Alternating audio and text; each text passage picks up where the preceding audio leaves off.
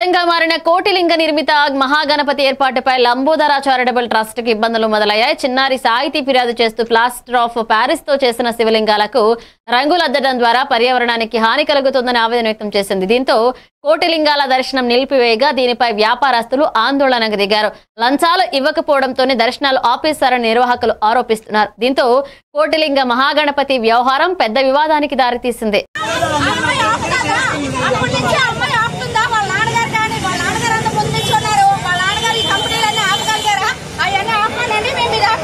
మాట్లాడారంటే పద్ధతిగా ఉండాలి, మాట్లాడితే అర్థం ఉండాలి.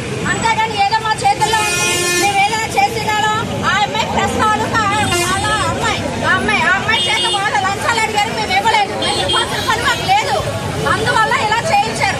సరే ఓకే వదిలేయండి, వాళ్ళ దగ్గర డబ్బు మా దగ్గర లేదు, మేము పలకడానికి వచ్చాం. లంచాలు ఇస్తేనే మేము ఇల్లు కట్టుకున్నా సరే మా మీద ఎంత ప్రెషర్ పెట్టారో. డబ్బు ప్రజలానికి డబ్బు డబ్బు డబ్బు ఇవ్వాలి. మా మట్టి మేము స్టాల్ వేసుకుని వ్యాపారం చేసుకుని రోడ్డు బతుకోవాలి. మేము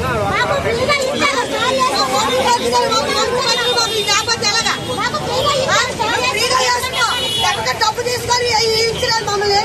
ఒక్క రూపాయలు స్టాల్ కట్టుకుని అమౌంట్ మా మట్టి మేము వేసుకున్నాం.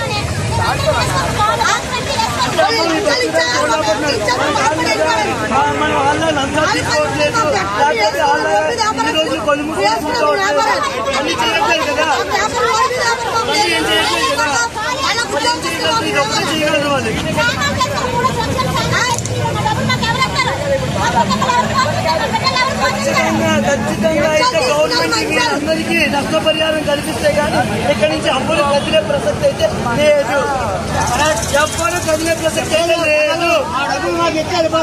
హిందూ ధర్మం అన్నారు.